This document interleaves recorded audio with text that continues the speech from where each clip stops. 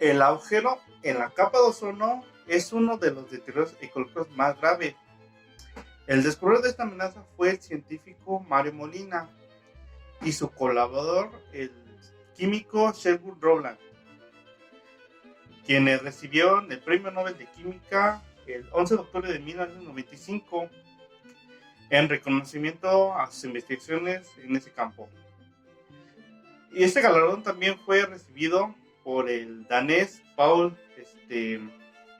Crutzen, quien en 1970 descubrió que los gases contaminantes causaban un efecto dañino en esta capa.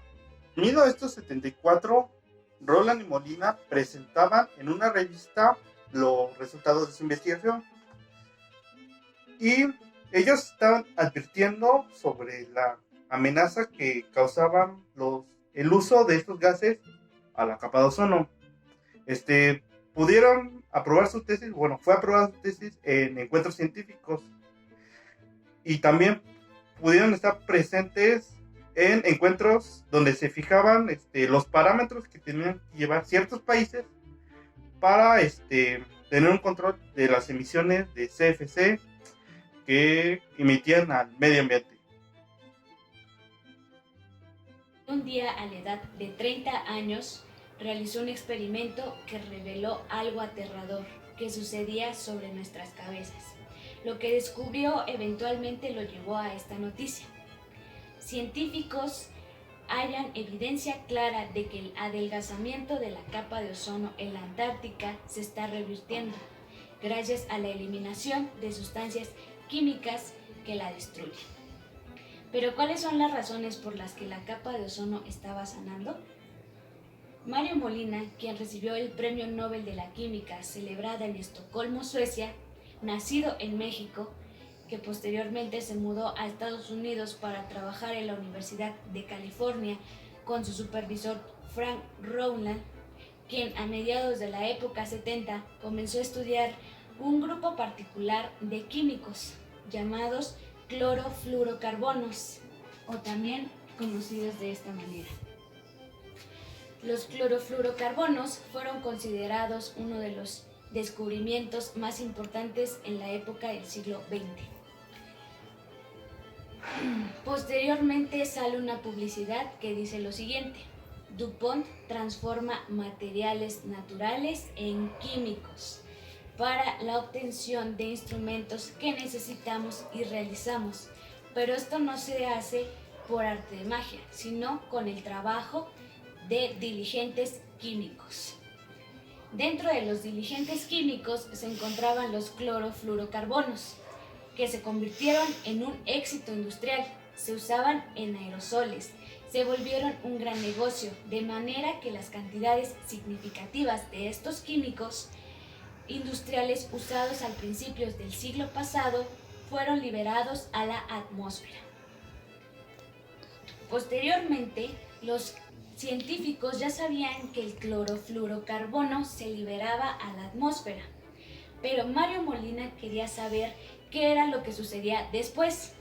Una serie de experimentos que junto con Frank Rowland llevaron a cabo en su laboratorio se dieron cuenta que los químicos de los fluorocarbonos que llegaban a la estratosfera y la radiación del sol los eliminaba o los destruía, liberaban átomos de cloro, que también descubrieron que un átomo de cloro podía destruir miles de átomos de ozono. En el año de 1974, Molina y Rowland publicaron un artículo en el cual decía que los químicos que se utilizaban como refrigeradores, pinturas o aerosoles podían llegar a dañar la capa de ozono a tal grado de destruirla. Esto implicaba un riesgo mayor, y era que millones de personas estarían expuestas a padecer cáncer de piel. La primera reacción de las personas fue de horror instantáneo, pero poco después se llamó para poder llegar a una solución. El mundo industrial declaró que ellos no iban a dejar de producir estos químicos, solo porque alguien decía que podían llegar a causar algún daño. Fue entonces que Molina y Rowland decidieron hacer algo que en esos tiempos no se consideraba muy útil y fue acudir con periodistas, estudiantes o cualquier otra persona que estuviera dispuestos a escucharlos. Fue así como en el año de 1984 pudieron obtener las pruebas que necesitaban para declarar este riesgo. 30 años, un equipo de científicos habían estado midiendo los niveles de ozono teniendo muy buenos resultados. En 1985 detectaron un hueco gigante en la capa de ozono y descubrieron que los satélites de la NASA no lo habían detectado. No lo detectaron porque estaban programados para descartar la información si registraban menos de la cantidad natural de ozono. El daño era tan grave que los dispositivos no le daban crédito y por eso no pudieron percatarse años antes. Esto, para Molina y Rowland, era una evidencia de que se estaba destruyendo la capa de ozono. ¿Y cómo hacer para que la gente se preocupara por el planeta? El ecologista y escritor Jonathan Porritt, un trabajador de la oficina principal de Friends of the Earth, propuso algo que se llama ley de campaña, en donde si algo toca el cuerpo humano directamente, llama más la atención que algo que sucede a lo lejos. Entonces, como el volumen de los CFCs que se usaban como refrigerantes era mucho más grande que el de los aerosoles, estos fueron el medio perfecto para que la gente se percatara de lo que pasaba cuando se liberaba al ambiente después de presionar la boquilla rociadora. Y también, repartiendo panfletos en las calles, es como se logró que esto tuviera un gran impacto que hizo que la princesa Diana se uniera a la campaña. Por todo el mundo, la presión sobre las firmas que producían CFC, clorofluorocarburos, era cada vez más fuerte. Las campañas de concientización en medios como la televisión, radio y también periódicos advertían sobre el cáncer cutáneo y dificultades visuales. Y era tanto que la gente y el mundo estaba hablando y dándose cuenta del ozono que los políticos empezaron a reunirse a hablar con las compañías productoras de CFC para poder llegar a un acuerdo. Para ello, varias de estas grandes compañías no se quedarían de brazos cruzados y por ello esperarían hasta que los científicos aclararan si era cierto o falso. También una de las firmas más importantes como ICI, Imperial Chemical Industry, que si se cerraba momentáneamente el impacto no iba a ser para la empresa. Sin embargo, sería para miles de empleados que perderían la gente y los obreros que trabajan para esta química. También advertían que colapsaría la entrega de alimentos y algunos electrónicos. Esto antes de que se descubriera el hueco en la Antártida. Después, la política internacional.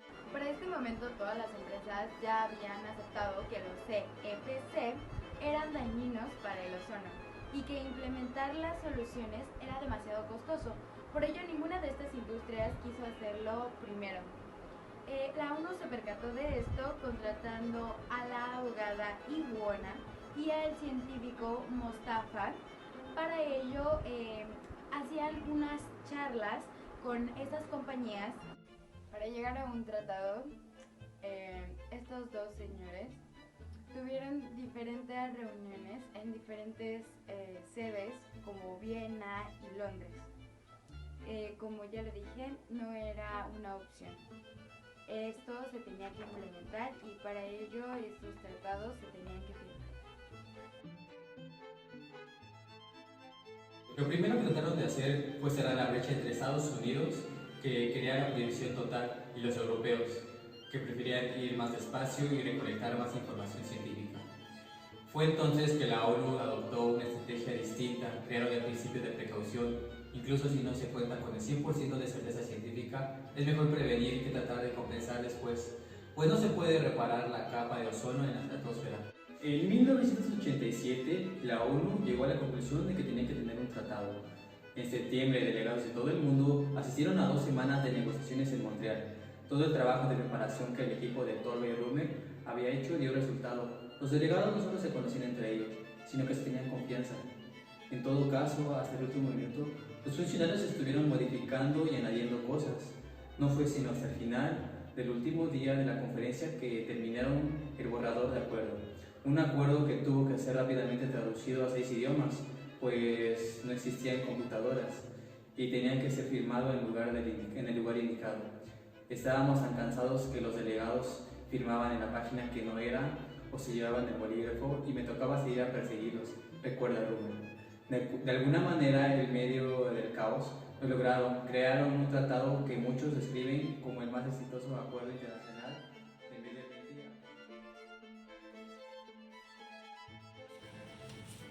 Acordaron que el 50% de CFCs sería reducido en 10 años. Conforme continuaron las reuniones, después de firmar el tratado en 1987,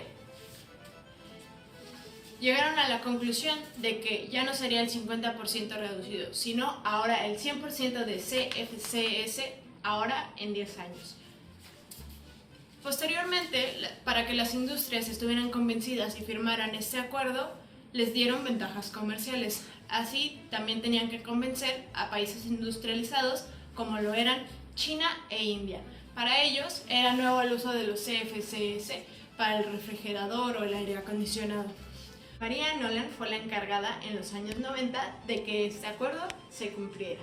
Ella decía que el mundo sabía que había un problema, sin embargo no consideraban que el principal causante del hoyo en la capa de ozono era el mundo industrializado.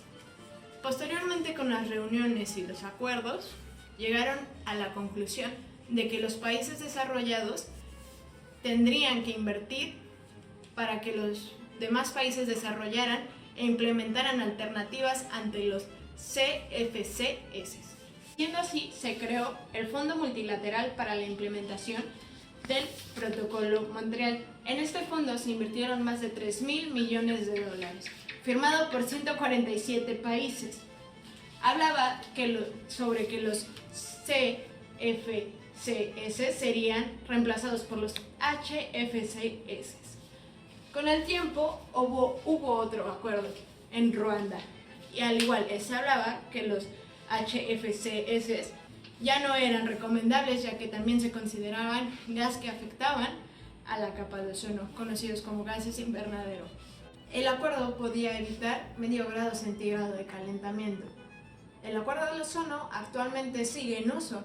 Este no fue un documento histórico, sino un acuerdo en vivo. Y es el único que actualmente ha sido ratificado por todos los países.